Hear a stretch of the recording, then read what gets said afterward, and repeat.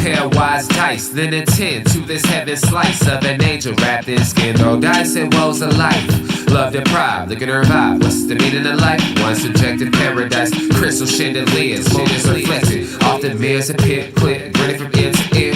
Craving and raving the grain, rekindle the flame. Closer she draws near. Stay there, remove your underwear, shove it somewhere over there. In paradise, we know our purpose. In paradise, we know what our worth is.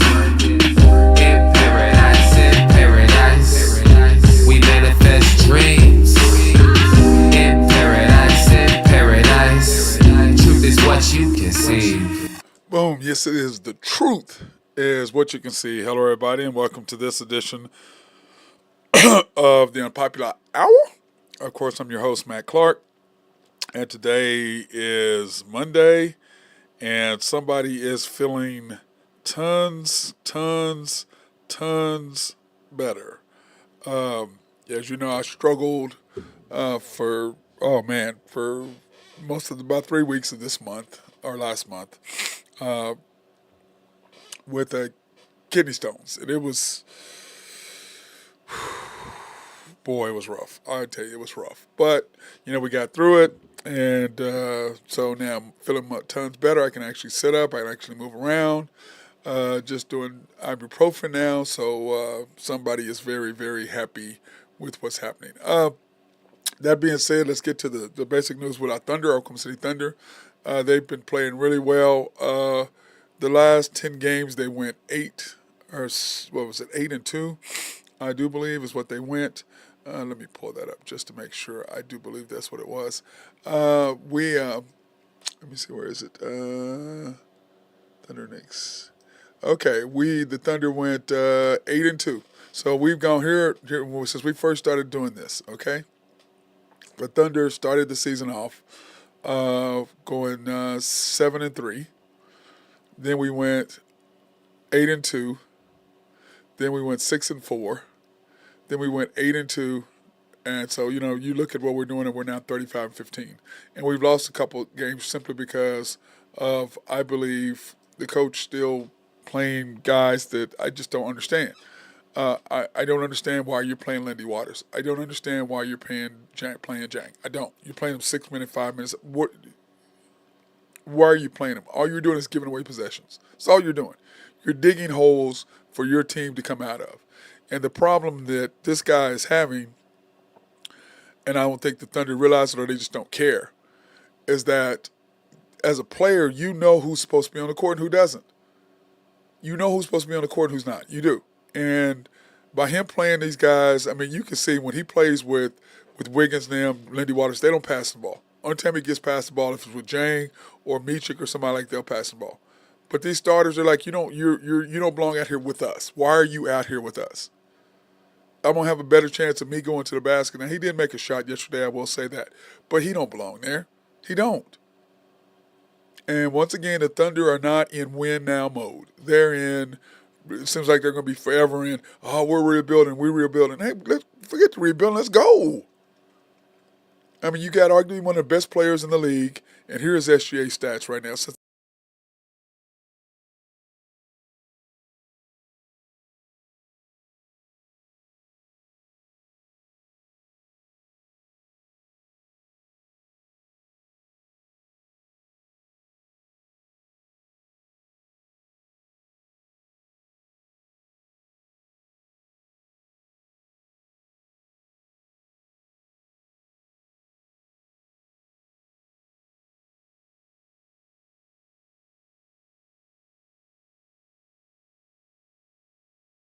This coach is not J-Dub, so he's not going to give him any love. He's not going to help him out. He's not going to get a tech because they're not calling fouls on SGA. They're not going to do it. He's not going to do that. Now, if it's J-Dub, yes, he'd do that in a heartbeat.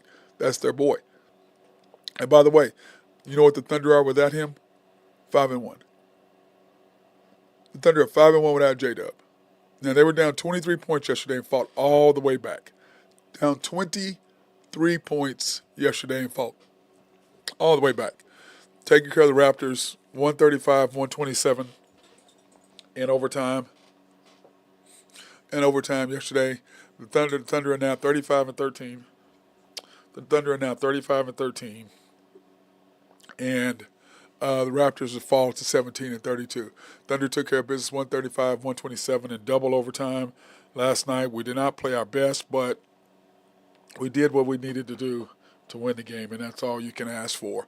Fighting back from 23 down to get into overtime and then to win it. The Raptors 14-35 from three. Thunder 23 of six, not 633.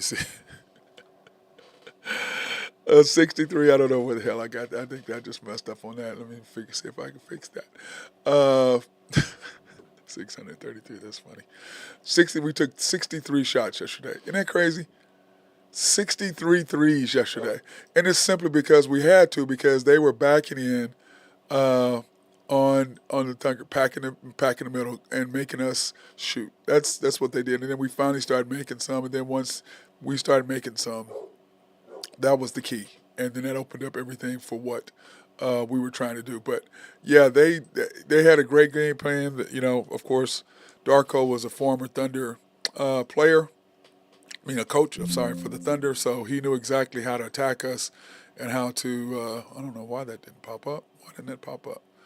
I don't know why what is weird? Sorry about that. I don't know why that went away like that. That's dumb. It's always supposed to, in the game box score. I don't know why that was weird. That was really weird, people. Sorry about that. Let me get this fixed real quick. Anyway, 63 times, shot 63 threes, shoot 47.3% from the field. I don't know, I'm having issues today with my stuff, getting all my stuff lined up. I don't know what my problem is. Trying to get it all fixed. This is driving me crazy. Anyway, 63 threes is a lot of damn threes. And I think it's tied for our most, or if not, the most three-point shots taken by the Thunder. If it wasn't, it's probably close to it, because that's just a lot of threes for someone to be taking. That's just, in my opinion, I don't know how we can take that many threes. I mean, I really don't. But we had to do it in order to stay where we needed to stay. So 47%, 47.5 from them, 47.3 for us, 48 rebounds to 45, and then Pips points in the paint. They definitely outscored us, because they were packed inside, and they were just like, okay. And we really didn't spread the floor, I don't think, good enough to do that. But, when Isaiah Joe is not in there, it really hurts, because they have to run a guy without him. And SGA, if you'll notice, he always attacks to the side that Isaiah Joe was. And the SGA was actually one rebound away from a triple-double yesterday, as a matter of fact. But the Thunder got outscored Pips, points in the paint, by 8. 12 turnovers to 11, and the Thunder leading the NBA in turnovers, and we have got to get better. The last 3-4 games, 9, 13, we've got to get better at making people turn the ball over again.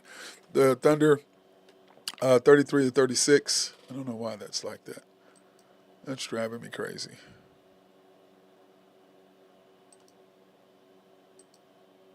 I don't know why that was like that. That was really weird. Anyway, 36-33, we did that. And then when you look at the game stats, Chet, who had a decent game. He shot bad at the first game, but he came back at the end. Chet, 9 for 17 in 41 minutes, 4 for 10 from 3, 22 points. He hit those big ones at the end. So he's 42, 5 rebounds, 4 assists, 2 steals, 2 blocks. Great job by Chet. SGA, in 48 minutes, 9 for 17, 2 for 5 from 3, only 3 free throws, not 4, but 3 free throws last night for 23. And normally that he would have 30, because he normally shoots 12 to 13 free throws. So that was really weird, him not getting to line, but he still had 23. Josh, in 41 minutes, 9 for 15, 2 for 6, 4 for 4 from 3. So anyway, SGA 23 points, 14 assists, and 9 rebounds. Josh Giddey, 24 points, 6 assists, and 6 rebounds.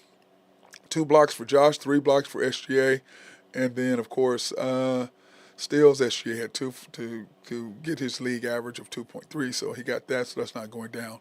Lou Dort, 22 points. He was 8 for 19, 5 for 12, actually hit some threes. I think he was shooting way too much. 19 shots. He should never have more shots than SGA, Josh, or Chet under any circumstances. That's just pathetic. But he did score really well at the end when it counted. So Lou Dort, 22 points, 7 rebounds, 4 assists, 1 steal. And then Cason Wallace in 18 minutes, 3 for 8, 2 for 7, 8 points. And like I said, who would I rather have on the court? Cason Wallace or Lindy Waters? Who would I rather have on the court? Kendricks Williams, Lindy Waters. Who would I rather have on the court? Andrew Wiggins, Lindy Waters. Who would I rather have on the court? Meechik, Lindy Waters. He played 5 minutes. Why is he even playing? Jang, 9 minutes. Why is he playing? Why is he playing? This is ridiculous. We played 11 players again. We should be playing 9 players. Period. Because the other 2 players who normally play were hurt. So we should be playing. He is so frustrating. It's ridiculous, and I think he's scared of being coach of the thing. But I don't think he will be an NBA coach because when you look at the NBA standings as it stands right now, the Thunder are on top, 35-13, with 3 games remaining that we have coming up. But anyway, right now we're 35-15. Wolves are 35-15, and the Clippers are 35-15. And looking at what the Clippers are going to be playing, their last 3 games, I believe they're going to go 3-0. That's kind of how I look at it. I don't see them really getting beat by anybody. I will be shocked if the Clippers do lose any games because of who they're playing in the next 3 games. Their next 3 games are they have the Pelicans at home on Wednesday, which they could possibly lose that game. I doubt it, but they could possibly lose that game. Then you have the Pistons at home. They're going to spank them on Saturday. And then on Monday, they have 4 games left. Wow. Okay, cool. Then they have the Pelicans. Like I said, that's a 50-50. Pistons, they're going to spank them. And then they have the T-Wolves. And the thing with that is they're both, the T-Wolves and them, that game is going to probably determine where they were. Then, of course, they play the Warriors at the Warriors, and they'll beat them. So they have 2 games out of the next 4 that they're going to have any sort of chance to catch them. That's where, or become the number 1 overall seed. Now, I think Drew had picked or something. What did he have picked? I forget what. He sent me something that he had chose. He picked the Finch to coach the T-Wolves. That's what it was. It was a 5-1 straight bet. That's what he's picking them for whatever reason. That's what he said. Let me see. Yeah, he's picking Finch and T-Wolves to coach the game. That's what he's doing. So, but anyway, that's where they look at the T-Wolves. On the other hand, so they could go 2-2. I don't really think they will, but they could go 2-2. So the T-Wolves have at the Bulls, which they'll win. Then they have the Bucks at home, or excuse me, on the road, which is a toss-up, and then the Clippers, and then of course they have the Trailblazers, and then the Timberwolves play the Blazers twice on back-to-back. So they have 4 games left, and of those 4 games, man, at the Bucks, and the Bucks are coming off of just spanking the other night that I still can't believe they lost to the Jazz. Wow. You now scored 27 points. I just don't know how that happened. Timberwolves and Bucks. Then, of course, they have the Clippers. So those games are going to determine who the final spots are located against. And then when you look at the Oklahoma City Thunder, who the Thunder have left, this will be really interesting who the Thunder have, because the Thunder, we have on our games. Okay, let's go ahead and pull up our next 6 games for the Thunder so everybody will kind of know where we're at. So anyway, we have at the Jazz Tuesday. Then we have at the Mavs. Then we have at the Kings. And then the Mavs. So we have 4 games left. Okay. At the Jazz, at the Mavs, the Kings at home, and then at the Magic. So we've got 4 tough games. So we've got to go no worse than 3-1. And then, of course, we have the Clippers right after the All-Star break. So anyway, we can't go any worse than 3-1. That's the worst that we could possibly go to maintain our number 1 seed. And I just don't believe that's going to happen. And it also depends on when J-Dub is going to come back. Williams injury. Let me see. Does it say when Jalen's going to come back? Let me see. Okay, here's the update. Okay, he was at shoot around, and let me see.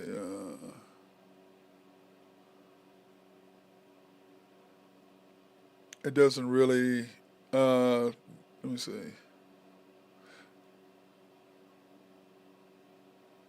Okay, he's been ruled out, but they don't really have any updates as far as when he was at shoot around the other day. So, which means he'll probably play against the Jazz on Tuesday night. That's the way that I'm reading this. That he'll probably play tomorrow night against the Jazz, and then if not, he'll play for sure Saturday at the Mavs. So, but right now we're 5-1 without him. So, but in order for us to make any kind of run towards the NCAA, I mean towards the finals, we're going to have him without question. But right now we're 5-1 without him.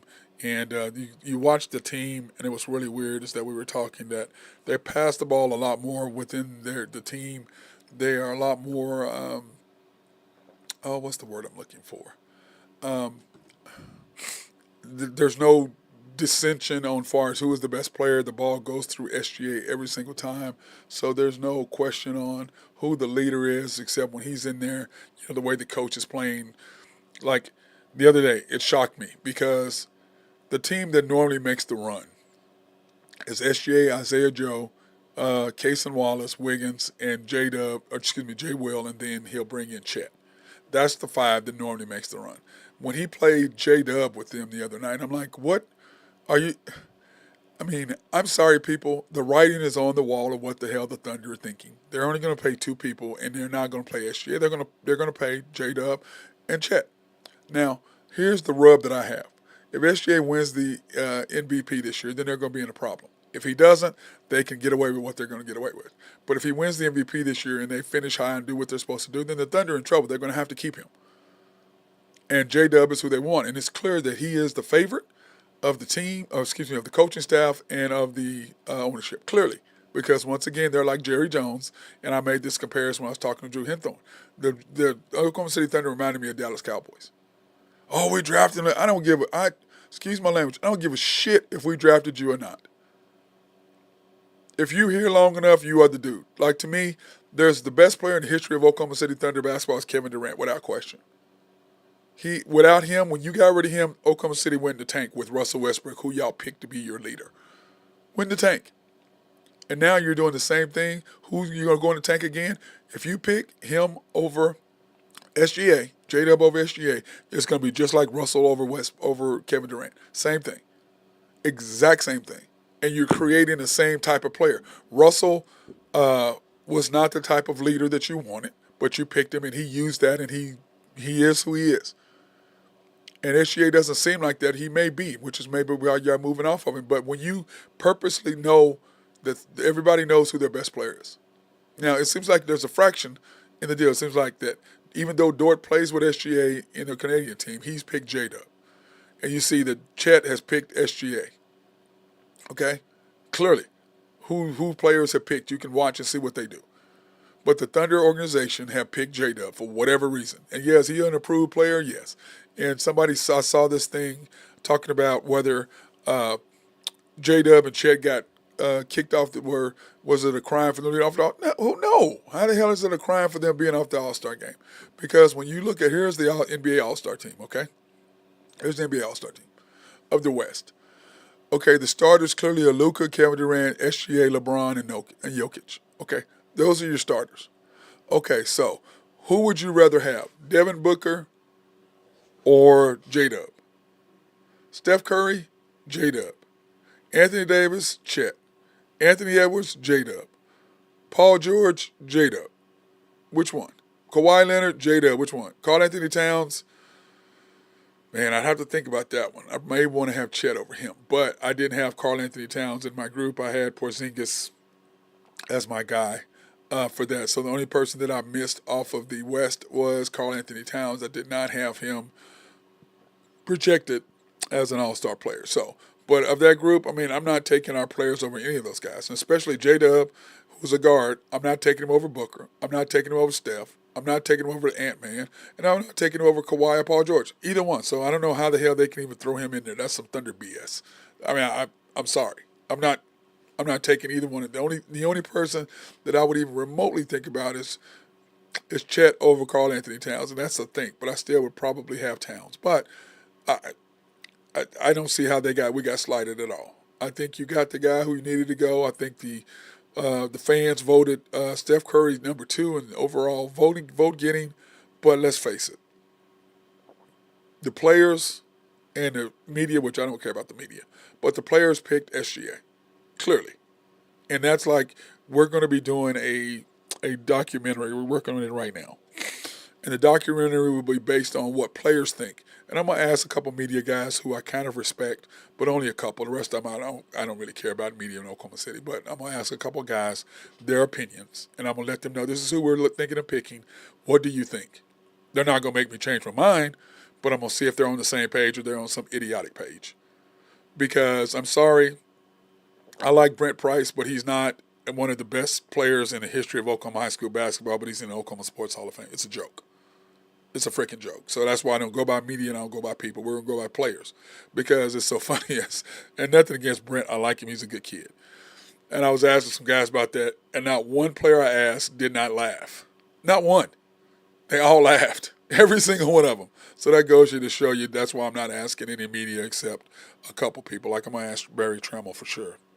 Because I do respect his opinion on here's the guys that we're putting in the list. Is there somebody you can think of that doesn't belong? I mean, that belongs here that we don't have in there? And I want to go by players, so I'm going to give him the respect that he's earned by asking him. As far as the East is concerned, you got Banchero, Jaylen Brown, Jalen Brunson, Tyrese Maxey, and Donovan Mitchell. And then, of course, you got Julius Randle. I had Donovan Mitchell. I had Julius Randle. I had Giannis. I had Embiid. I had Halliburton. I had Damian Lillard. I had Jason Tatum. I did have Bam at first, and then I took Bam off the list. But I did have Bam at first, and I put Jimmy Butler in there. But they decided to keep Bam, so I did have it right, and then I changed to Jimmy Butler from Bam. I got talked into that. I don't know why I'm listening to people. I should know better than that. But anyway, I did, and that's what my final grouping ended up in the All-Star game. So to answer that question on Jalen Williams and Chet, whether they got Oklahoma City got hosed by not having them, no, I don't think Oklahoma City did. I think Oklahoma City did exactly what they needed to do, and I think they have exactly who they should have on there, and that's one guy, and that is SGA. Now, I want you guys to go ahead, if you'll do me a favor, and go to YouTube and search the Unpopular Hour Matt Clark and like, subscribe, and hit notification, please, if you would. And that way you can follow us, because pretty soon we're going to be, if you want to ask questions and do things like that, you can go on YouTube and you will be able to check. If you'll search YouTube for the Unpopular Hour with Matt Clark, you'll be able to view us and be able to check out what we're doing. So if you'll do that, that would be fantastic. If you'll do that, where you can ask questions, and that would be great if you can do that for us and be able to check out what we're doing. So if you'll do that, that would be fantastic. If you'll do that, where you can ask, you'll be able to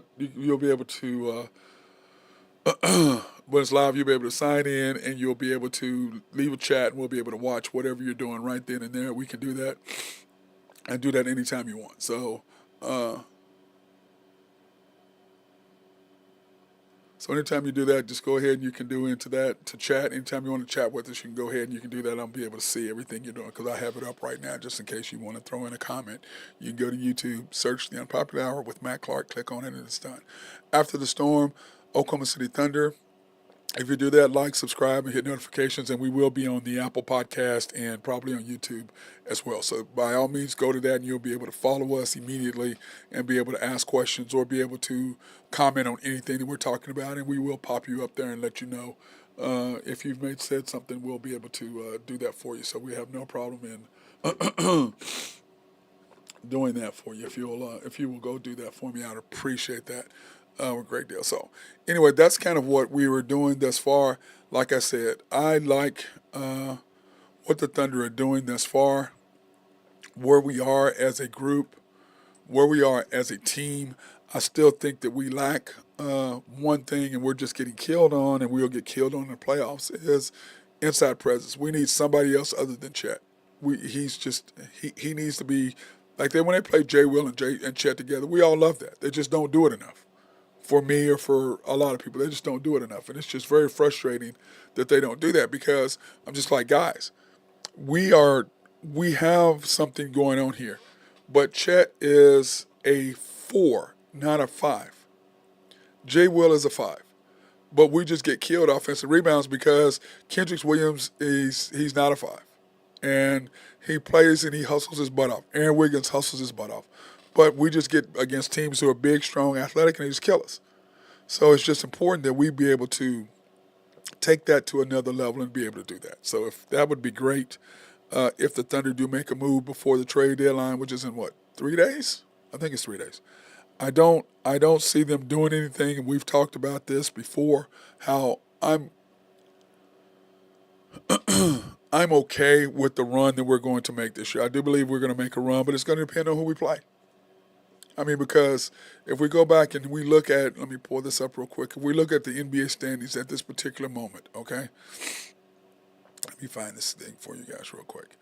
If we look at the NBA standings at this point, all right, let me see, NBA standings, that's Big 12. Here are the NBA standings. So if we look at that right now, if the playoffs ended today, the Thunder would play the Mavs, which I think we could beat them in a 7-game series. The T-Wolves would have the Pelicans. The Clippers would have the Suns. And then the Nuggets and Kings would go at it. Then if we win our series, which we should, then we would play the next group, which will be the 1-4. So that would be the winners of the Nuggets and Kings would be our series. The T-Wolves would have the Clippers. Whew. Boy, that would be a great series. Us against the Nuggets and Kings would be a great series. I don't know if we could beat the Nuggets. We struggle against the Kings, but we could beat the Nuggets, but we'd have to be on fire. So that's how I would struggle to get to the conference finals, and then the conference finals would be us versus the T-Wolves, winners, Clippers, if we beat the Nuggets. And I think that'd be a great series. I do. But anyway, that's if it's saved up today, that's what we do. We'd have the Mavs and then the winners of the Nuggets, Kings, which we don't match up really good with either one of those, but we do have a 3-1 advantage over the Nuggets right now as far as the season series is concerned. We've lost to them once and beat them 3 in a row. So, and then we split with the T-Wolves 2-2, but we still have the tiebreaker advantage over them because we did beat the Nuggets 3-1. So we do have the tiebreaker when it comes to that as far as scoring too, I believe, as far as outscoring, whatever. So we have the tiebreaker there. The team that worries me the most is the Clippers because with 4 games remaining, and we talked about this earlier. They have 4 games. We have 4 games. All 4 of us have 4 games remaining. If the Thunder go 3-1, that'll make us 38-16. The Clippers go 3-1, that'll make them 36-16. If they go 4-0, then they're 37-15, and they would jump us. The T-Wolves, remember, them and the Clippers play each other. Okay? Them and the Clippers play each other. We have 40 pretty games that we should be able to win. The question is if the coach plays the right staff or the right players, we can win those games. Once again, the big question is if he plays the right players. None of us know whether that's actually going to happen or not. But if he does, we'll win. If he doesn't, we'll lose. It's not rocket science. It's not hard. That's basically what it comes down to. It's just if he's ready to win or not, and what he decides to do. If we stick with playing 11, 12 guys, and he's deciding to play Jang and Lindy Waters, the Thunder are going to be in trouble. It's not rocket science. It is what it is. But we do have a chance to finish it up correctly. So that being said, I want to take this opportunity to thank our sponsors for having our back. I want to thank Collaborative Logic for keeping us up and running. If you have needs for computers, software, anything like this, software, or if you have needs for website design, they are the people to talk to. And the thing, like I said, I love about it most is that if I have an issue, they can remote in, that I don't have to go and actually take my computer in. The only time I take my computer in is when they physically have to have it. And other than that, I don't have to worry about that. So that's one of the things I do love about Collaborative Logic. Plus, those guys are really sharp. That's one thing I like about them, too. They're really sharp as far as being able to get stuff done. I do like that about them. SRB, if you have any needs for engineering or surveying or planning, Mark Long and the guys love to be behind the scenes to get whatever done you need done. They love to be able to do that, and they are the people. I highly recommend using them if you have any needs for that, because they can make sure they come in and get your complex all squared away. You don't have to worry about flooding or anything like that, or everything being lined up properly. They are fantastic, fantastic at doing that. SRB's Engineering, Surveying, and Planning. Holler at them. Oak Grove Trucking and my guy Jose Fierro. Appreciate him for keeping us up and running. And if you have any needs for dirt, sand, or rock to be moved, he is the dude for that. Greg and Max Navy, of course, supporting me in everything I do as always. Appreciate those guys. Of course, our YNB, family owned and operated since 1912. They are the bank that makes things happen. They're an equal housing lender and a member of the FDIC, proud sponsor for us to go out and support women, minority, and black owned businesses in the OKC area. Appreciate those guys tons for taking care of us. You can pre-qualify online at www.ynbok.com. That's www.ynbok.com. So go and holler at those guys over there. Holler at my guy Nathan Taylor.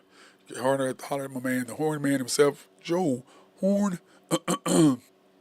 or I got Carson Wright. So holler at any of those guys over there. They are fantastic. And like I said, you can go in at www.ynbok.com, or you can go into the main banks at 401 Elm, downtown Yukon. YNB East, which is off the Parkway and 66 or 39th Expressway.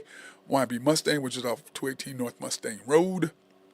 YNB Parkway, Garth Brooks Boulevard, and I-40 just south. And when you exit off the east, going east off of I-40, you can't miss it. It's just right there, in front of the hospital. And then YNB People, 6201 Northwest 23rd. They're in Bethany between Rockwell and MacArthur. You can't miss it, can't beat it.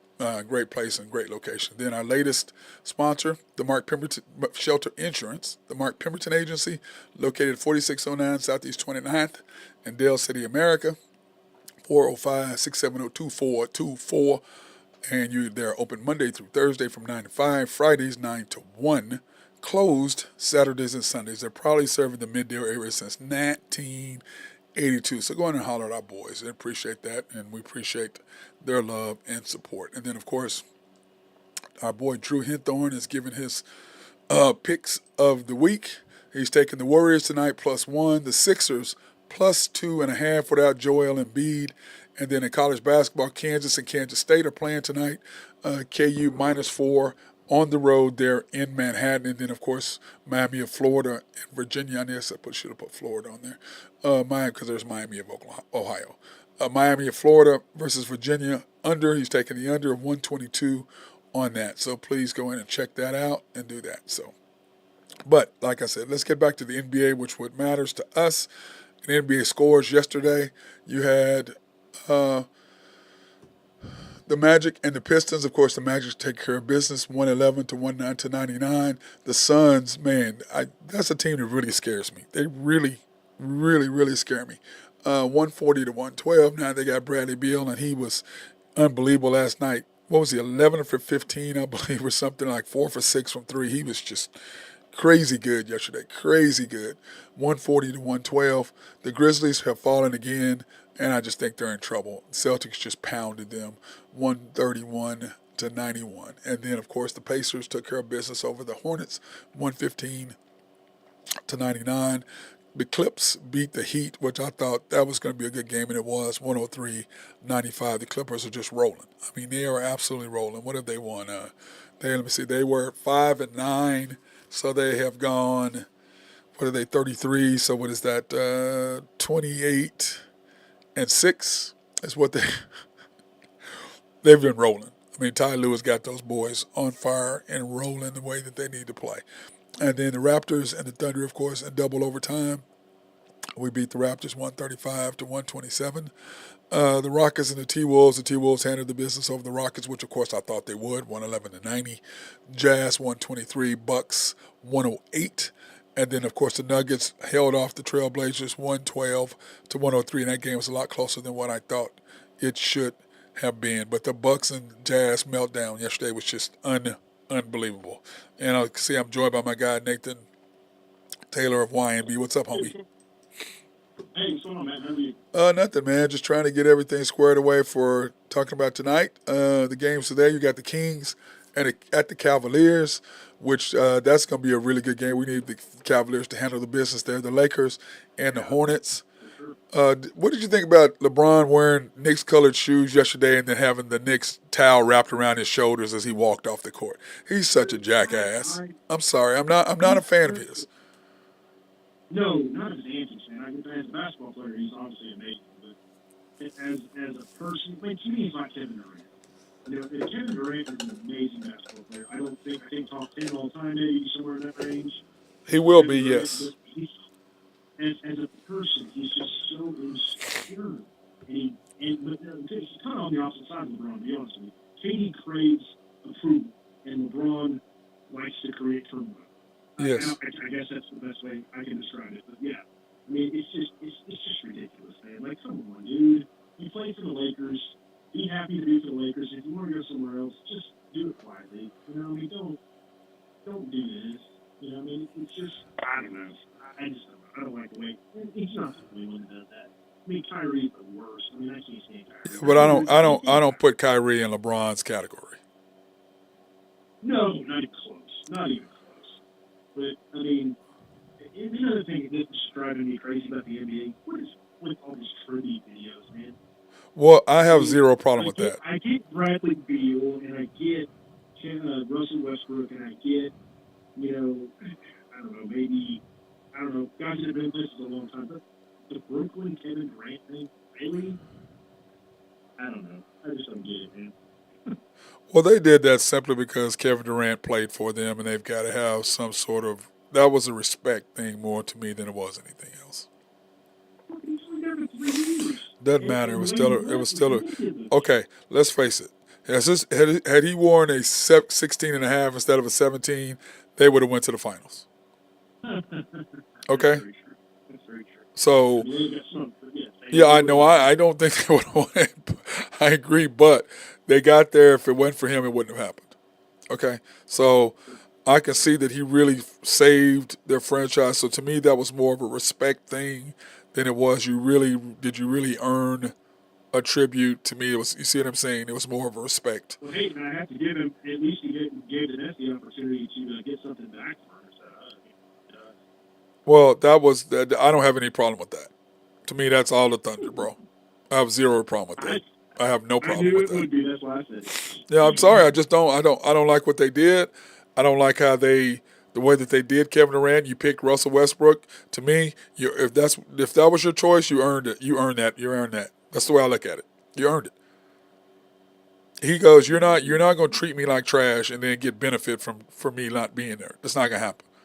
That's basically what he did. Massive mistake. I mean, But that's their choice, just like they're doing the same thing again. But fortunately, they're 5-1 without their boy, their golden boy. They're 5-1 without him. I don't know how they're going to be able to survive like that. Oh my God, we're winning games without J Dub. Oh Lord, how are we going to do anything?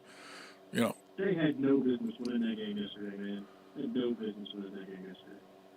it I just mean, goes. It just see to me. It just says what kind of team that they have. Okay. well, they're great. They never give up. I mean, they're great. I love it. I love the chemistry. Again, I shot this over in a text to you yesterday. I'm pretty sure you probably laughed at it. But, I think not having Jada hurts us, obviously, because there's not Yeah, there's no much way that shooting hurts there. us, Like, bro. dedicated to It doesn't hurt us. No, no way, dude. You're saying, oh, That come doesn't on. hurt us So not you're playing. Dude, saying, we're 5-1 without him. That's not hurting you. but now, who did we play? I It's mean, irrelevant. You're 5-1 without him. it's irrelevant. That's irrelevant. I They're mean, five they're and playing bunch of listen. cupcakes. Have to me, all it's doing is showing them as that the players. And all it does is say, okay, how we really feel is we're validating how we really feel. That's all it's saying. So let me. I just want to make sure I got you right. So you're saying we're as good Nope, I'm without not Jada in saying the that. lineup as we are with him? I've already said we're not going to win. That we're not going to win. That we have to have him to win the in the playoffs. Great. Great. That's dumb to even Because think. that That's shit, you're an idiot if you think you're going to win two playoff things. games without J Dub. That's dumb. When Jada's not on the floor, or when SGA is not on the floor, you don't have a player who can take the game and not take it over, but manage it and One hundred do some percent. Like I decent things. said, like I just said, you got to have him to win playoff games. Yes. Well, and secondly, when you have J-Dub on the floor with SGA, it gives I mean, the defense can't just load up on one guy. So, and again, I realize that SGA is a way better player. I'm not saying he's not. I'm just Well, saying we know you're not it dumb, allows so that would have been a dumbass statement to even remotely try to make. right. So, but I mean, having him out there doesn't alleviate some of the defensive pressure that SGA would receive if he's not. That's okay, So, but that's not even my point. That's all I'm saying. That's not even my point. My point is you're winning without him, which the Thunder staff don't like. That's my point. okay. Because that's their boy, and they've proven that on multiple times simply because of the lineups. Like to me, I still haven't gotten over the fact that you played the lineup you always play with SGA with J Dub. He's never done that all year long, and now all of a sudden he's playing that lineup. Are you kidding me? Here's my thing there too. So we're just gonna. I mean, you're probably. I'm not saying you're not right because I think you probably are in the long term because you know more than I do. And you're trying to tell me that and I'm not listening. No, that's 100%. You're not listening for sure. But that's just who I am. I have to make mistakes myself and figure it out. So 100%. Everybody does. So I think like yesterday, I didn't have a problem with the lineups in the first half until we started getting our butts kicked because I feel like that should have been a team that those guys should have played against any. Because that, to me, shouldn't have been a 50-50 game.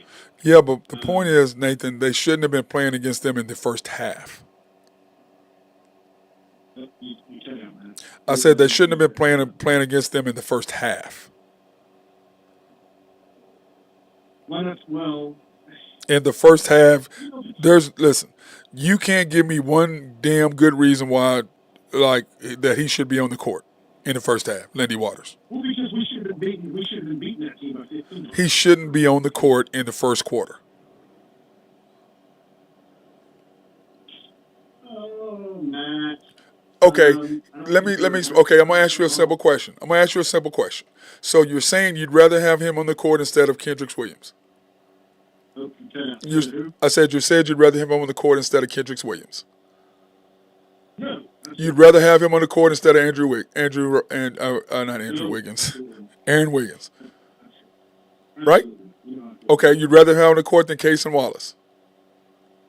You'd rather have him on the court instead of J-Dub. Instead of J Will. Instead of J Will. Nope. You'd rather have him on the court instead of Micic. No. Okay, so he is though instead of them. Well, we're shorting. No, not. He played 6 minutes. Why the hell are you playing him at all? Because you're playing him when the game doesn't matter to get him on the court to lose possessions. Okay, I'm gonna explain this to you as easy as I possibly can. You only have so many possessions in a game, okay? So many possessions. Mm-hmm. You can't give away possessions by lineups. He gives away possessions because he has Jang and Lindy Waters in the game. You give away possessions. So by giving away possessions, I'm sorry, what? In most games, I would agree with you. In any game, you're giving away possessions. It doesn't matter which game it is. In the beginning of the game, you're not playing against scrubs. Right? No, you're not playing against scrubs in the beginning. You're not playing against the 14th, 15th, and 16th best player on the team. We are the only NBA team that plays as many. Nathan, we're the only NBA team that plays as many players as we do. The only one. The only one. So what I'm trying to tell you is no team but the Thunder play guys that Lindy Waters and him are at worst. At the best, they're 13th to 14th to 14th to 15th. At best. I think they're more 17th, 18th. That's just me. But that's where they are at best. Because they're not better than your top 11. Okay? No. Okay, so at best, they're 13th and 14th. Or 12th and 13th. At absolute best. Which is ridiculous. And this is my thing with that. Right. You're playing Lindy Waters and Jang in front of a guy who's the only player that's on the G League All-Star team. And Bertans, don't forget him. No, what I'm saying is Keontae Johnson's on the NBA all rookie on the NBA G League All-Star team. It's the All-Star team. Those other two aren't. Yeah. So Right. why are you playing? And once again, the Thunder can't answer this. I know how they can't answer it because they're not ready to win, clearly. So if you're playing two guys who aren't on the NBA, the G League team, and the guy who did get picked to be on the G League team is there, how does that work? That tells me that I understand why Lindy Waters is playing. 100%, I get why he's playing because of sponsorship things that are going on. I get why you're playing him. Okay, I get it. And what they do is they stick him in the game in the first half, in the first quarter, where they can get away with 2 or 3, 4 minutes here and there. You see what I'm saying? They can steal 6 minutes in the first half. But what the coach doesn't get is that those are possessions that are going to cost you. The Thunder had to fight in the third quarter to get back in the game. And who was in the game on the court when they fought back? Well, we know. Right. It was SGA, SGA, Kaysen, Dort, J. Will, and Chet. Well, actually, Dort wasn't on there. I believe it was Wiggins. I think it was SGA, Wiggins, Chet, J. Will, and somebody, because they played it quite a bit. Or maybe it was just J. Will, and maybe they had Kendricks on there. So that's who they had coming back. And they fought all the way back and got close. And SGA had their game plan was simple. We're going to put 5 men in the box, so we're going to play a man, but it's going to be a zone. Okay, that's exactly what they did. And they go, we're going to make you shoot. We shot 63 three-pointers. That's ridiculous. But what I'm saying is they made it to where, okay, we're not going to allow you to drive to the basket. Is what they did. I mean, that's what they did. If you got a secondary playmaker out there who can make a shot, because let's face it, he can't make a shot. Well, I understand that, but Nathan, what ended up happening was we started making shots in the third and fourth quarters. That's what happened. That's what happened. And then that brought us back in the game, which got the defense, the crowd got into it. And most people don't realize Oklahoma City had the loudest crowd in the history of the NBA. Oh, yeah, back in the day. Okay? Now, they can get there again, and they're going to get there, but what I'm saying is once the Thunder start rocking, then that place starts rocking. Then the players get to feel the energy from the crowd because the fans are the ones that give the energy to the players. And once the fans get into it and they're screaming and yelling, that just builds everybody up. Let me ask you one question, and I don't think you're wrong in what we talked about so far. I want to make sure I understand you correctly. So the organization does not want to win when Jacob's not on the line. That's what I'm saying. Okay, so why did Dagnall put SGA in at the beginning of the quarter? At 7 minutes, for 6 minutes or whatever in the fourth quarter? Did he start the fourth quarter? He played a minute and a half, I think.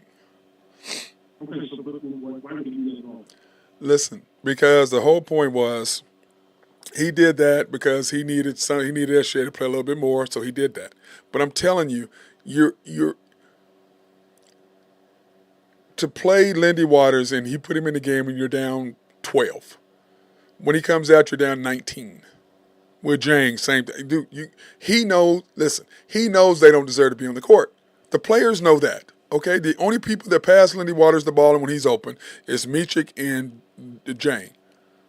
Those other guys don't pass it to him. We saw that the other night. They looked straight at him 3 times and didn't pass. He wide open. They didn't pass him the ball.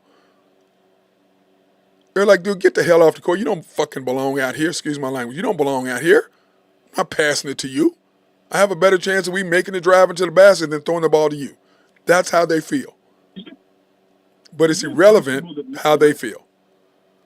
Even though. Is it possible that I bring out the worst in you? What? Is it possible that I bring out the worst in you? Well, it's just you say dumb stuff to me. I mean, it's just like I'm like, dude, it's just frustrating to me because it's like that. And I know Randy does it to irritate me because that's what Randy Wright does. He loves to irritate me, and he's been doing it since college when we were roommates. But I'm just saying, to me, it's obvious what they're doing. I see what you're doing because I've been through it as a player. You know who the hell belongs out there and who doesn't. And they know damn well the Jang and they know damn well the Lindy Waters don't belong out there. They know that. and they know why they're out there. You know what's going on. If you're playing, you know what the coach is doing and what he's not. You know. And all he's doing is he's losing respect from his players. That's all he's doing. Waters, I can agree with you a little bit. Now, Jang, I don't want him out there at all anyway, either. But in like a Charlotte game or something. When the game is out of, listen, Nathan, you can't give me one damn reason why he should be on the court when the game matters. There's no way. Can I give you a no, scenario you can't. That I think you can't, because all I asked you was before, but listen, before you say what you said, I asked you, would you rather have him on the court from some of those guys? And you said no. Now you're trying to give me a scenario to put him on the court? Not for me. No, I'm not saying me. I'm saying, can I give you a scenario which I think the coach is doing? No, there's no scenario other than I know why he's doing it. He ain't fooling me one bit. Okay? I get you. I see what you're doing, dude. I think maybe he's putting them out there in the first half because he thinks that they're good enough to make it up in the second. The point is that when I just tried to explain to you about losing possessions, you clearly did not hear a word I said. No, I heard it, and I agree with you. I'm just saying that that's why I think they're doing it. No, they're doing it because, one, they're not trying to win. Two, if they would have lost that, he'd been perfectly okay with it. Telling you. Right. They don't want the Thunder. They're 5-1 without J-Dub. Okay? I don't care who you play, you're not going to be 5-1 without SGA. Not happening. No, you're not, because we know SGA is a better player. No, but what I'm saying is, I'm talking about the Thunder, what they're thinking. Like I've said before, and I'll say it again, you get to play two players. You got to play two guys. They've already decided they're playing J-Dub and Chet. Like the other day after whatever game it was, why the hell were they interviewing J-Dub? You didn't play. Why the hell am I looking at you on the court? Was that Saturday night? Why am I looking at you? You didn't play. Why are you playing? I don't want to hear from you. You did not play. You have nothing to interject. You didn't play. Get the hell off the camera. They didn't interview him. They interviewed somebody else, and he came into Once again, why the hell are you here? Oh my God, dude, you're killing me. It's a freaking joke. It's a joke. Why are you on camera? Get the hell off the camera. Don't want to see you. You did not play.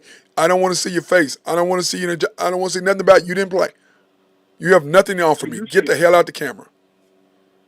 You don't like, you think that's fake team chemistry? I'm telling you, dude, as a player, they ain't going for that. I'm telling you. The players, they've divided the locker room between J-Dub and SGA. You're on one side or the other. Been down that road in the locker room before, bro. Been down that road in the locker room before. Okay. I'm just gonna defer to you because I'm gonna agree to disagree. You can disagree all you want to. You ain't never been in a locker room when it's been like that. That's right. So you can't disagree with something you have no idea about. You can't give an argument. Listen, you can't give an argument and an opinion on something you've never experienced. That's what U.S. politics is based on, man. And I'm telling you what is going on, and I'm telling you from someone who's been there. Here is what's happening. Period. This is what's happening. Every scenario is the exact same. Every scenario is not the same thing. Okay. You can't make that argument. I can make an argument that that locker room is not divided because of the way the players are acting, and I've been in that situation. But just because you've been there doesn't mean it's the same. But it doesn't matter. It's irrelevant. Any situation, when you see it, you know what's happening because you can see the body language and you've been there. You know, man, I see what's going on. Been there. It's like you and a banker. You can see a scenario with the business, and you can go, okay, you can see what's going to happen because you've been through it before. Correct? Correct? Yes and no. How does it a no? No? How is it a no? Because sometimes, it's like a credit report to me, right? You see a credit report, you see the score, right? You're like, okay, I see the score. This person did this, this, and this. That isn't necessarily always the case. No, that's not what I'm saying. What I'm saying is you're looking at a business, whether they give them a loan or whatever, and you see what their track record is, not from the credit report, but from the things they've lost, whatever, the bank, whatever it is. And then you see their track record of another business. When you've seen it before, you understand, no, I'm not going to help these guys, even though they got a good idea or whatever, but because of the way they run it or whatever, I'm not doing it. Right? You're not wrong. Okay, so all I'm saying is I've seen this situation before. And every time I see it, it's same. You just notice it immediately because you're like, oh shit, seen this before. Because you've seen it before. You know what's going to happen. Because you've seen it before. And until you've seen something before, you have no idea what the ramifications or what's going to happen because you've never seen it before. Then you see that same thing again, you recognize it immediately. And that's all I'm telling you. As players, when I'm got around guys and we're sitting there talking, we all laugh because it's funny how we don't try to demean people in any way, in any sort of way. But it's funny to us people who've never played versus people that have. That's why I always defer to football players about certain things. I'm still going to have my opinion. I played a little bit, but not on the level that they are. So I'm going to always defer to them. I'm going to have my opinion, and I'm going to ask them, and then I'm going to go with them because they're going to recognize something I don't see because I haven't been through it. So I always do that. Like with Jim Traber, I always defer to him when it comes to baseball. Always. Always, because he played it, and he played on a high level, and he sees things that I've never seen. So I'm going to defer to him simply because of that. So I'm going to have my opinion, but if his opinion is something different, then I'm going to go with his opinion because he been through it, I haven't. So I can't, my opinion is 2% compared to his 98% because he went through it. And that's how I look at things. I'm going to have my opinion, but if I go against somebody who has an opinion, who played and who did, I'm going to go with their opinion because they have more experience at it than I do. So I'm just throwing something out there about how I see it, but the way they see it and the way I see it are not the same because they've been through it and I haven't. That's all I'm saying. Let me. I guess maybe I just need to watch it more. Well, you still can't watch it because you haven't been through it, so you don't know what to look for. No, I'm not talking about that. I'm talking about the national message.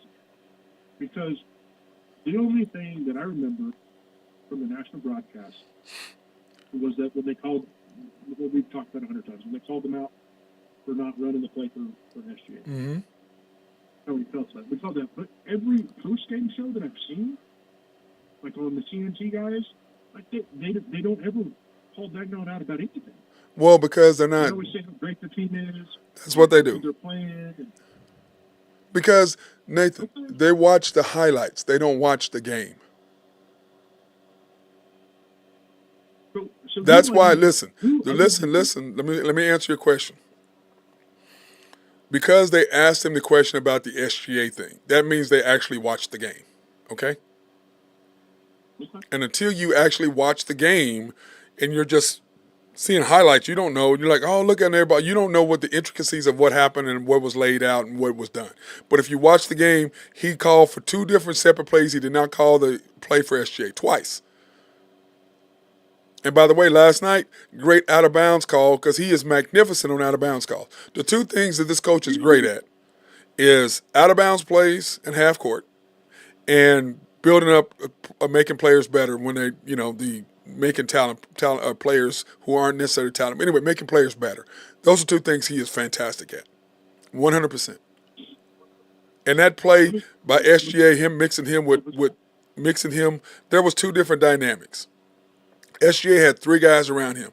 So SGA clearly was a decoy. So he kind of went through and then he came back and because he was above and Aaron Wiggins was below. SGA comes, it looks like he gonna set the screen, and he went through, and then his man and Wiggins' man came over the top, and then SGA spun around real quick and set the blindside screen on his man to go back door. That's what the hell happened. It was very intricate, but I was like, oh, when I went back and looked at it, when they showed it again, I'm like, oh, that's a hell of a play right there. Because the play was going at Wiggins the whole way. Because of the way they set it up, SGA went to set the screen, like he was setting the screen for SGA, and then SGA turned immediately and set the backdoor screen for him to cut backdoor. Immediately. Loved it. So that's a great play right there. Correct. Now everybody else is moving everybody else was moving all over the place, but the play was to set up and design for SGA to come in. He had 3 guys around him. And they thought SGA was going to pop out, is what they thought. And when he set that quick backdoor screen, boom, he went backdoor real quick. It was there, quick. And once again, that's why you have Josh throwing the ball in. Yeah. That's why you have Josh, hey, Josh throwing the I have ball no there. arguments with Josh. If he can stay aggressive, man, I wish he would just stay aggressive. Agreed. Like, Agreed. I mean, But Josh, this year, man, he was going through some stuff, man. yeah, no, you got to give him a pass on that. I'm giving him a pass. I'm giving him a pass, bro. He was going through some stuff. I mean, I think though, my thing is, I'm not keeping him in a max deal. Like, I'm not keeping him. No, he's not getting a max. No, he's not getting a I max. mean, if you did him like a Dort contract, maybe a couple more million a year than that. I mean, Josh is 25. Josh is 25 million, 30 million max, but 25, 30. 20 to 20. No, he's 20. He's at least 25. He's 25 at least because of the other things. At least 20. At least 20 to 25. I'll give you that. Okay. So, what do you think him or Dort brings more value to the table? Oh. I mean, that's a tough one if you think about it. Because different skill sets. Different Yeah, skill sets. But you know, I mean, to me, I think it's about even, don't you think? Maybe Josh a little bit more. It's pretty even. Because the things we don't see that Dort does is the defense on the best player. No. What you're basically saying is defense versus offense. That's what you're saying. But at the end of the game, like Dort took the most. Dort had more shots than anybody on the team yesterday. Yeah, that should never happen. That should never happen. That should never happen. He took shots, I think, 3 possessions in a row. I'm like, why the hell are you trying to shoot 3 times in a row? Who the hell you think you are? I just like in the Dallas game, he snatched Dort out for doing that. I snatch his ass out. So sit your ass down over here. The hell you doing? Even though Dort's 3-point percentage is better, I think you could say probably SGA. I'm sorry, you could probably say Dort and Josh are a wash on the 3-point. Would you say that? Yeah. Because they both can't shoot. Well, yeah, but Josh is way up. But Josh is way up. Oh, he's only 2% up. He's only 2% up. From last year? Yeah, he's not shooting. Josh is shooting 37% from the 3-point line. He really shooting 37? Yes. I didn't realize that. I thought it was about 35. Okay. Because he shot 33 or 32 last year. I think it was 30. It might even have been 34. I think it was 32, though. Okay, so, yeah, okay. But Dort's up, what? He's up 40. 4 or 5%, something like that? 40. From last year? So, I mean, that's shit. But, so, I mean, so I guess you basically have to ask yourself, do you want Josh's horrible defense or Dort's horrible offense? I lost you. I'm thinking. Is what I was doing. Okay. There you go. Oh, you were thinking. Oh, you really took you that long to think? Come on, man.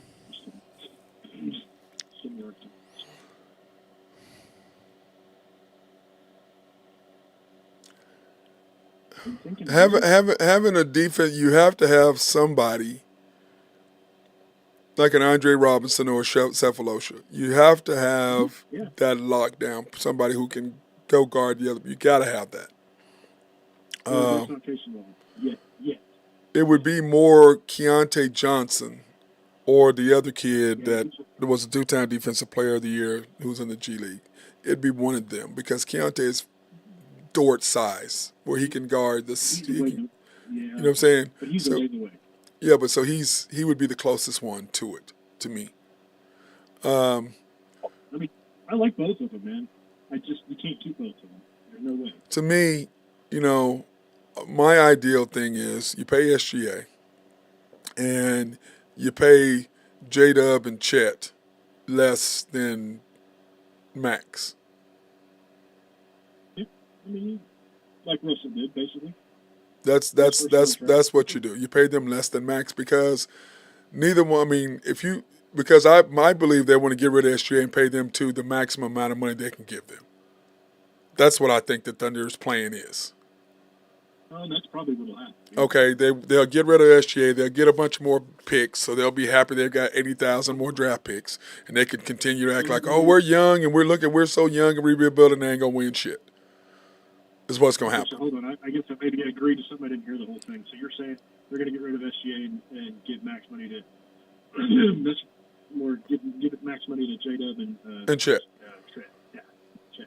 Okay, so I'm going to differ on that a little bit. I think they're going to give max money to all three guys. Okay, they can't give max money to all three because SGA is a super max and he's at $80 million.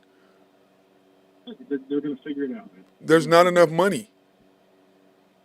You have a salary cap. You have You have a salary. It's not going to be enough. It'll be at what, 170? 170 is the tax level next year.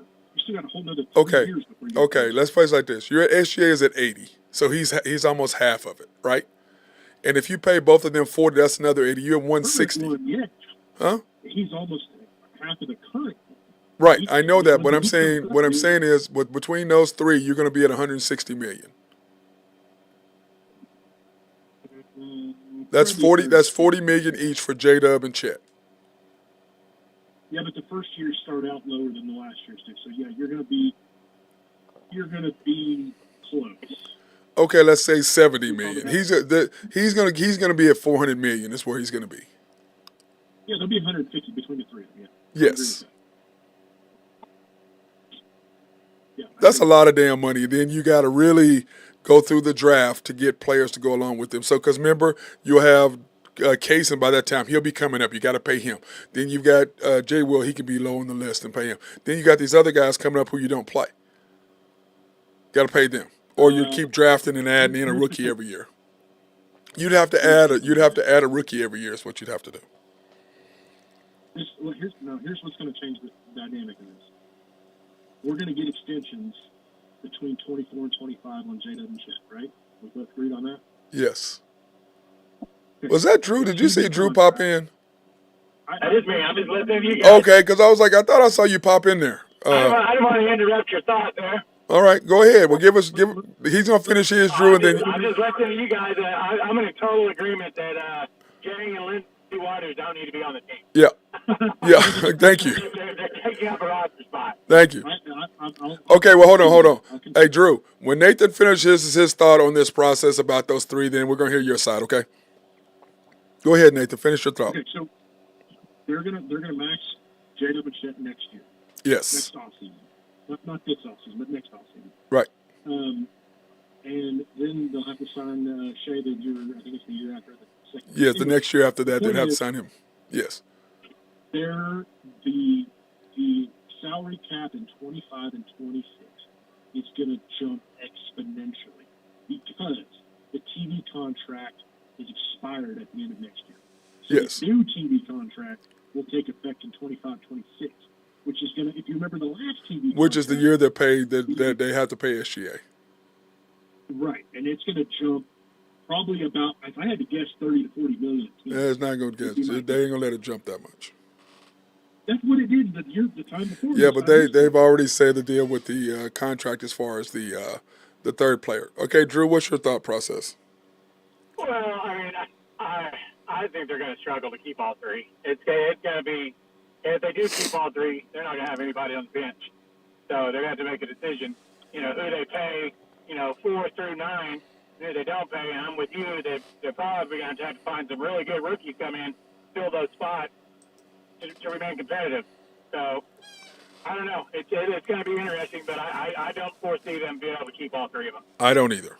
I just don't. That's what every team does, though. Not anymore, though.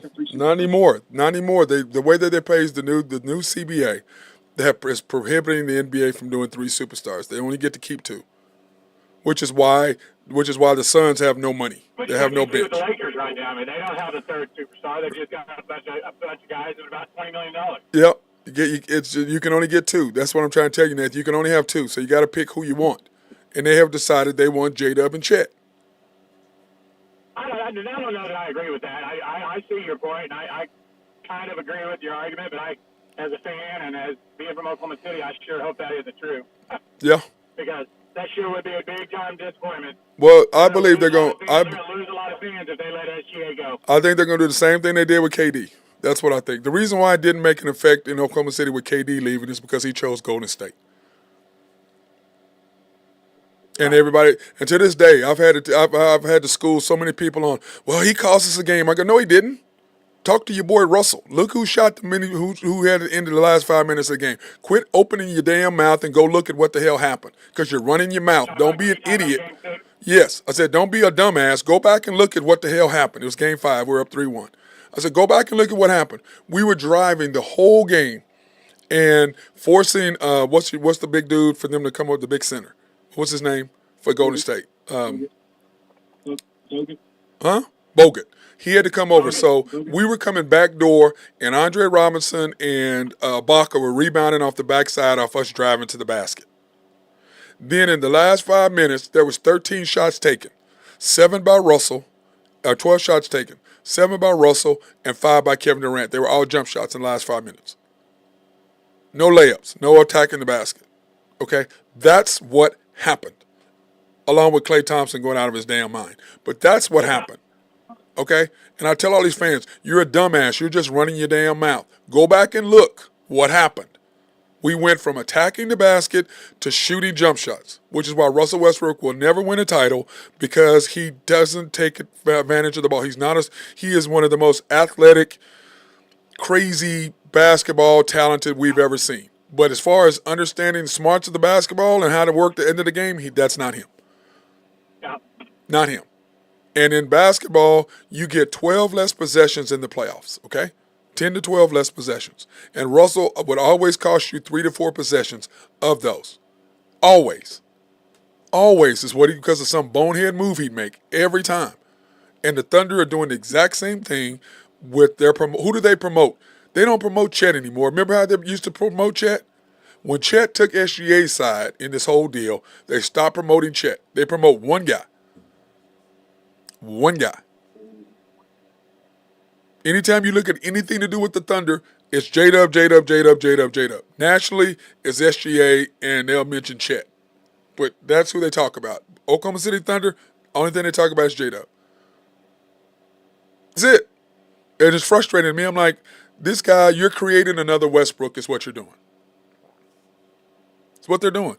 And if you do that, the same thing is going to happen. You're going to trade SGA and say, oh, well, he didn't want to play with these young guys. No, he didn't. You were disrespecting him and he got tired of it. Just like you disrespected Kevin Durant and he got tired of it. It's the exact same scenario. You did it once, you're going to do it again, and you're going to go from 1, 2, or 3 in the league to 7th and 8th in the league is what you're going to do. It's exactly what's going to happen. Same thing. Quick question for you. This is going to play itself out. We're going to know yes or no. Probably within, 1, 2 years? If not, the end of this year? This will happen, I would say, in 2 years. In 2 years, when SGA's contract comes up, they're going to have to sign him before the year starts. His 5th year, right? Yeah. So at the end of next year, you're going to hear a lot of talk. Yes, and so the end of that, the next year because next year they're going to sign. At the end of next year, they're going to sign J-Dub and Chet. I think a lot will have to do with who they draft in the draft too. Right. What kind of players they bring in. Yeah, you're going to know. And then they're going to have to make a decision. You got to pay SGA before the season starts after that next year. If you don't pay him, bring in a point guard and a shooting guard. You know the writing's on the wall. The writing's on the wall. And that's exactly what's going to happen. So if you do that, you got to pay SGA so you can trade him. Because if you don't pay him before the season starts, he's going to do the same thing you did that Kevin Durant did, and you're going to have to trade him. Yep. That's exactly what's going to happen. Exact same thing. Kevin Durant left because you picked Russell Westbrook over him, and he said, "Oh, don't worry, I'm gonna sign with you." Man, do you think this is a money issue or an ego issue? Man, I don't know. SGA, like I said, I don't know him in the personal off the field account, if that makes sense. Right. Okay. I knew Russell, what kind of a jerk he was personally. I knew him off the court. Okay, I knew, but I know him. I knew him off the court. Okay, I've never seen SGA off the court. Never seen J-Dub. I don't know what they're like, so I can't really answer that. But the other way I could answer 100%. And I will never forget sitting behind the bench and watching Russell Westbrook almost hit Maurice Cheeks in the face with his clipboard and getting up and walking out in the third quarter to the locker room. I'll never forget that. And he lost all respect I ever had from him when he did that. I lost all respect for him right there. And then the Thunder went back and got him in the fourth quarter. Maurice Cheeks went to the locker room and got him out of the locker room for them not to lose the game. Yeah. They lost the team right there. And this coach is losing the team right now the same way. He's losing this team. Speaking of Russell Westbrook, you see 20,000 points, 800 rebounds, 800 assists Yeah, it's crazy, isn't it? this weekend, and that's nuts. That dude, he is like he's the most athletic, hard playing guy I can. Yeah. I have with Russell Westbrook's work ethic and the way he play, I have zero complaints. I can't. There's nothing to say about that.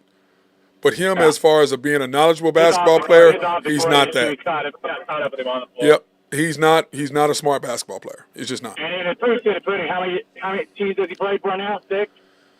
Well, he got. Let me see. He went Thunder, Houston, Washington, Lakers, Clippers. 5 teams in 6 years. Yeah, that tells you everything you need to know.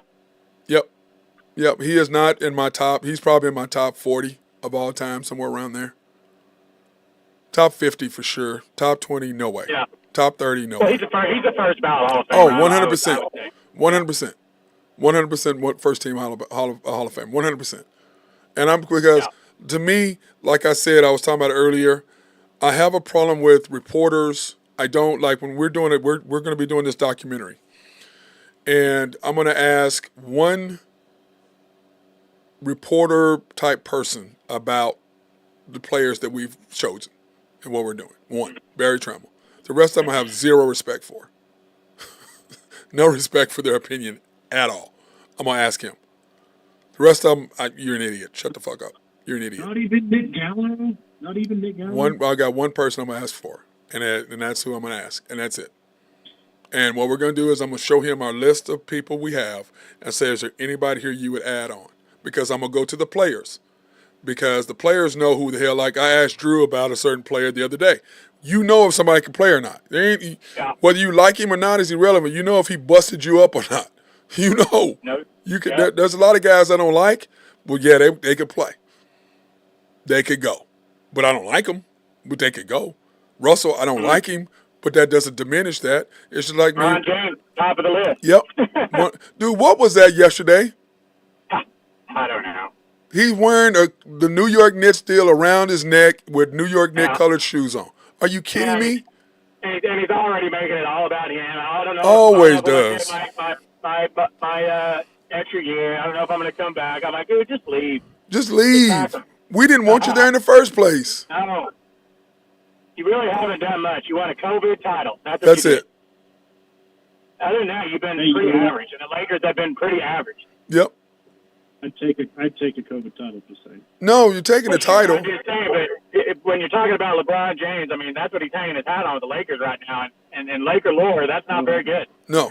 The whole thing is, the one thing about when you're a knowledgeable fan, and the Lakers fans are knowledgeable as hell. The Boston Celtics fans are knowledgeable. Okay, they're not idiots. They understand. Right. And when you're walking around with a New York Knicks towel around your neck with a Laker uniform on, wearing New York colored Knicks basketball shoes on, are you serious? Yeah. I mean, I tell you, he's getting to where he's pretty much worn out as well. I'm gonna tell you this. Everything I'm reading, everyone's like, just go ahead and leave. I'm gonna tell you this. If Jerry Buss was the owner and he did that, he would be gone. Yeah. He would be gone tomorrow. He'd have been gone. But Drew, I'm just saying, if he'd have put on another team's colors over the Lakers, he would be gone today.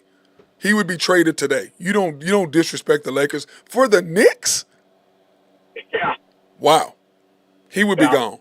Get the hell out of you. Get off my team. Get out of my gym. You're gone. Yeah, it was crazy. I don't know. I've been reading a bunch of articles about him today, and he's already, everything's going to be all about him all summer, all the drama, all the attention. Okay, Drew. Option year. I'm like, dude, just buy him out. Get the hell out. Hey, Drew. Hey, Drew. You're not winning a championship this year. Trade. Hey, we got a on YouTube. We got a question in our comments here, and I'm gonna go with you first, Drew, and then you, Nathan. You answer second, okay? You got it? He asked, John Warren asked, would you trade J. Will and picks for a different big man? J. Will and picks. Plus picks. What big man are you talking about? Embiid? No, I don't want Embiid. I love Embiid, but I don't want him. He's too hurt. It's hurting too much. I don't think I would. I mean, there's not a whole lot of big men out there. That's the You're problem. saying Giannis is a big man or Well, Embiid's a big man. they're not trade. We're talking about somebody that you would trade for. I mean, who would you go get? It would be a Walker Kessler or somebody like that. Is who it would be. No. You know what I saw the other day that I really liked? The answer, if I trade J. Will, is probably not, just because I like J. Will too much. But what I did see that I did like the other day was it was Bertans and I think Trey Mann, maybe Jang, and it was like 3 first-round picks to Brooklyn for Dorian Finney-Smith and Nick Claxton. Kind of like that. Yeah, well, we're just trying to answer his question, so I don't know. Yeah, I don't know that I would trade Jay Will. I would say no. Year. I mean, Yeah, my deal is this. I'm with you, Drew. There's nobody that I know of that I would trade for that could help us, unless we had talked about the problem is like a Lauren Marketing, but you're renting him for 2 years. Yeah. You're renting him for 2 years because you can't sign him and SGA and the 2 guys you got. So yeah, Marketing's going to be a $35, $40 million player next year. Yeah, well, he's going to be all NBA, so it'll be more than that. Yeah. So he'll get the Supermax as an All NBA player. So that's what I'm saying. So for me, it's kind of one of those deals where you're kind of stuck, John. That's kind of how we're looking at it. I would, if I could trade for somebody that was younger, who could score, like I'd take what's your boy's name from Cleveland that we talked about, Nathan? Mobley, Isaiah Mobley. Yeah, I'd take Mobley. I'd give Jay Will a couple of picks for Mobley. Well, Isaiah Mobley. I'm sorry, it's Evan Mobley. Evan Mobley. I'd do that. Drew?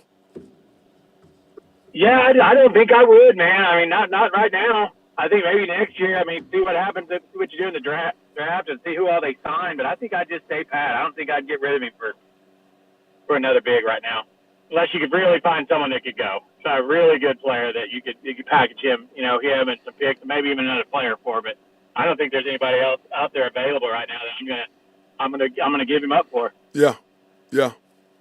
So John, to answer your question is, it would depend on who it is that you're asking about.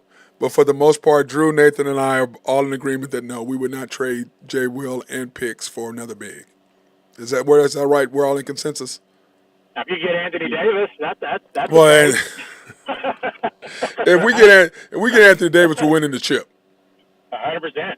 No, I mean, let me ask you this, guys. And not necessarily for this year, but for the future. You were thinking future, and you had the opportunity to get both those guys. Both these guys, I'm fixing to say, who would you rather have?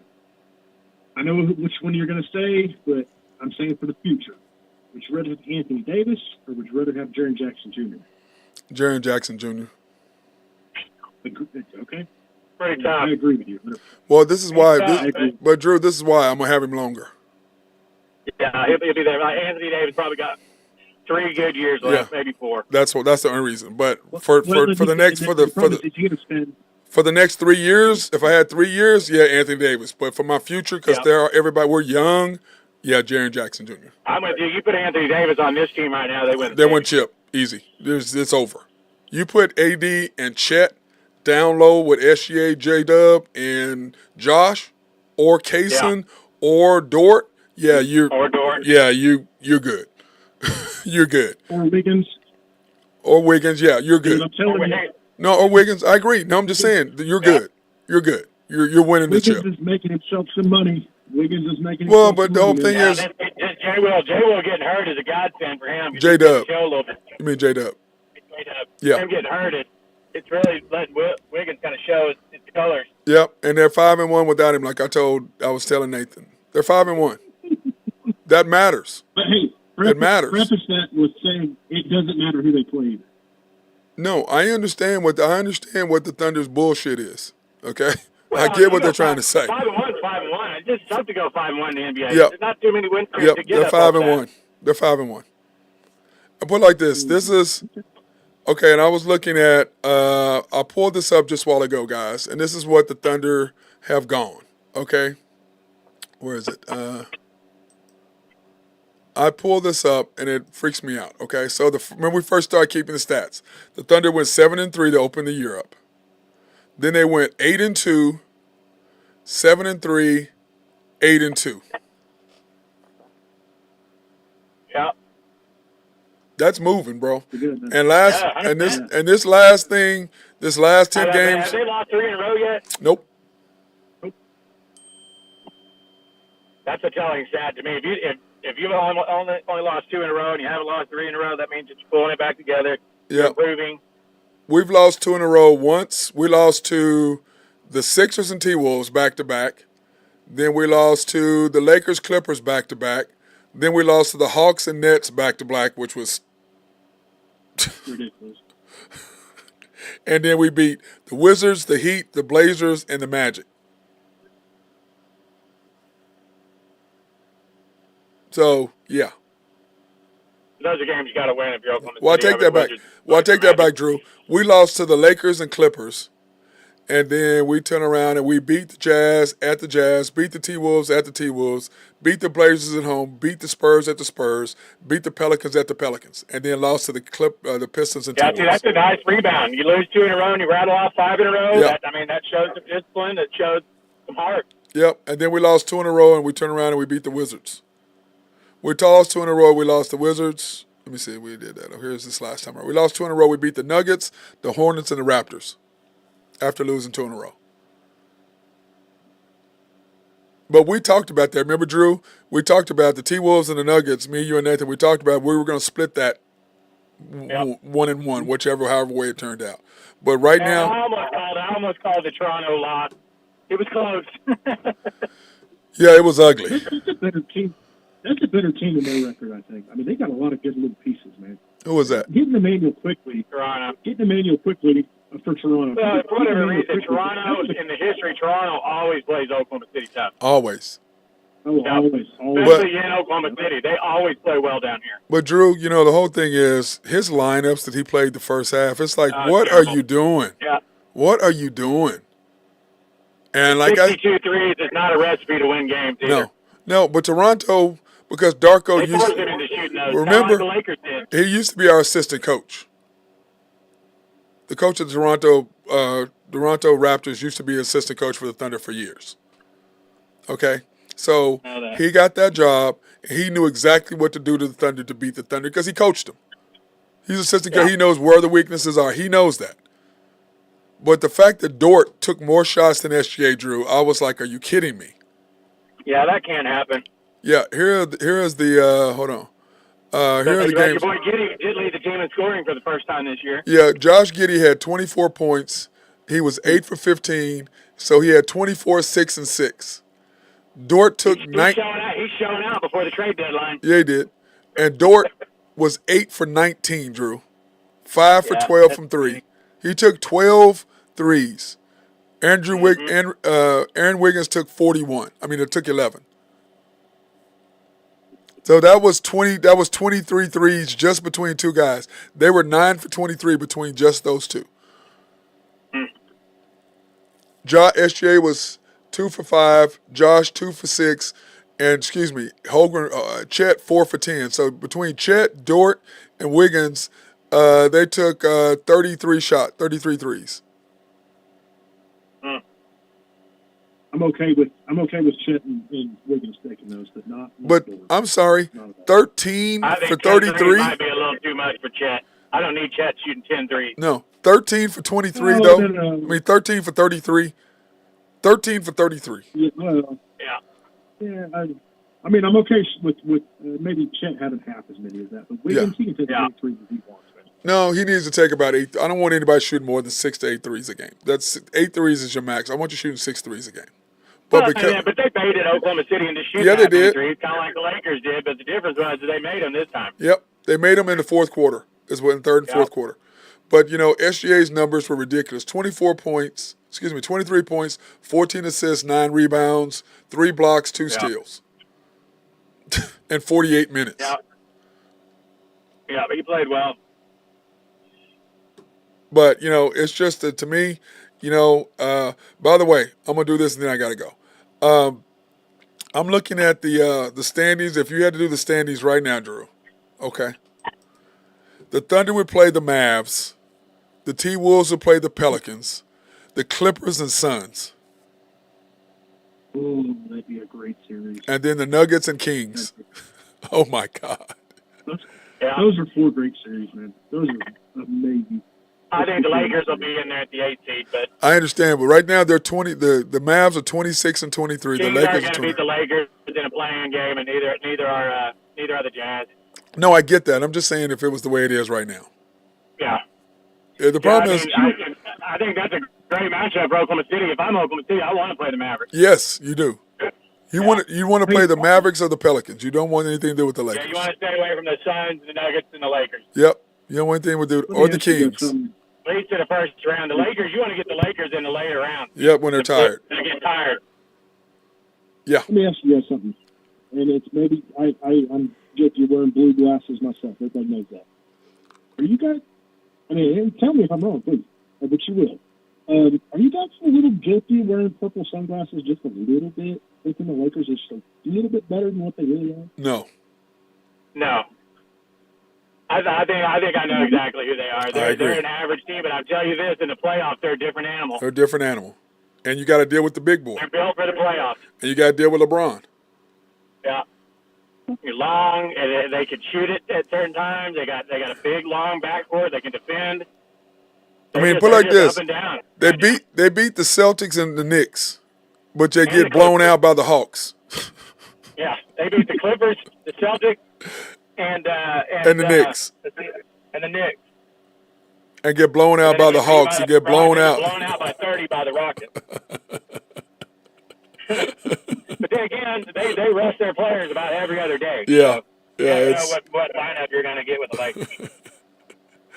100%. Like tonight, they're playing the Hornets tonight. Yeah. And the Hornets, 13-point underdog. I guarantee you the Lakers will not beat them by 15 points. Hey, Drew, this is my thing. Okay, here you go. Here are the Timberwolves' last 4 games before the All-Star break. Okay. They have, let me see, where is it? Okay. They have at the Bulls. That's a W tomorrow, don't we agree? Yes. Then they have the Bucks in Milwaukee Thursday. That's probably a loss. Nathan? That'd be a good game, though. Yep, Nathan? You'll have your 2 All-Star coaches facing each other. Maybe. Yeah. That's already been decided. It's Doc Rivers and the guy from the T-Woods. Oh, they've already decided it? Yeah, they've already decided it. It's already passed. Yeah. That's what I was saying to you this morning, is that they were the T-Woods coach and Doc Rivers are the 2 coaches. Doc Rivers coached 3 games, and now he's an All-Star coach. Isn't that crazy? It's weird though because they're not even number 1 seeds.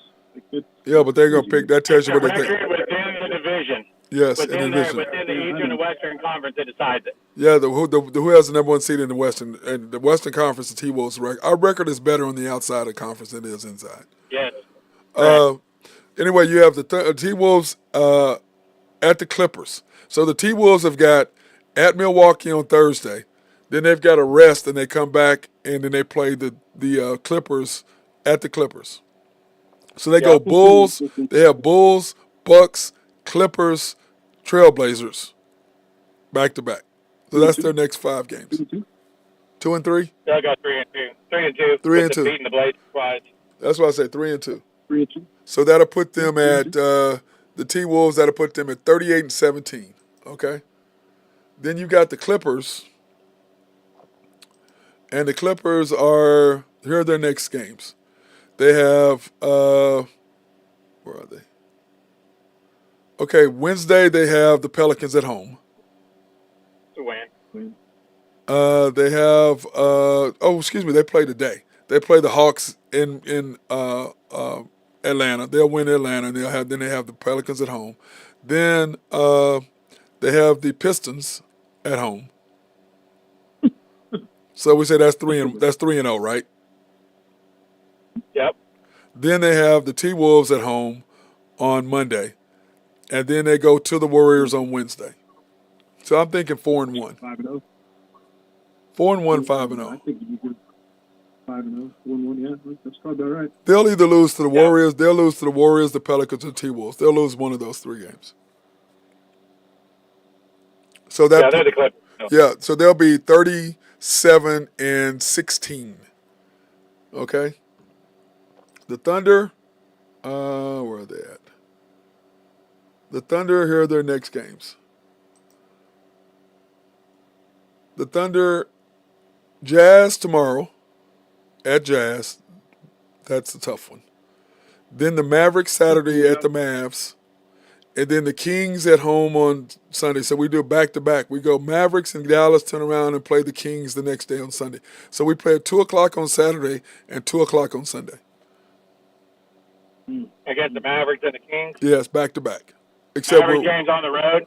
The Mavericks on the road, Kings at home. God, that's a tough little back-to-back. Yeah. Considering the Kings just own Oklahoma City. Yep. Yeah, but as much as the Kings own Oklahoma City owns Dallas. Yes. So, Yes. So then we have, and then our last game is the Magic. So we have Jazz, Mavericks, Kings, Magic. I think they go 2-2. Nathan? 3-1, 2-2. Which one? Probably lead more towards 2-2, probably. Yeah, I agree. Because that'll put, if we go 2-2, we're 37-17, and the Clippers are in first place. Going into the All-Star break. I was going to say, I don't think you have to worry so much about the T-Wolves. I think it's the Clippers you got to worry more about, to be honest with you. I mean, you still got to worry about both of them, but I think the Clippers are going to be they're going to finish. They need to worry about Utah tomorrow night. That'll be a tough game. Utah's playing good right now. Yeah, they are. And they I agree. Especially not having to. Even though we are 5-1 without J-Dub, I think that game will be tough without J-Dub. J-Dub will play this weekend. He'll play. Either way. He'll play this Saturday. I think J-Dub will play. Which will be what? Saturday will be what? Saturday is the Dallas game? Tomorrow is the Kings. Saturday is Dallas. He practiced yesterday. He warmed up. Yeah, he just didn't play. So he's not going to play the Jazz, and he'll play the next game. So he probably could play the Jazz, but I would say they probably hold him out and play him in the.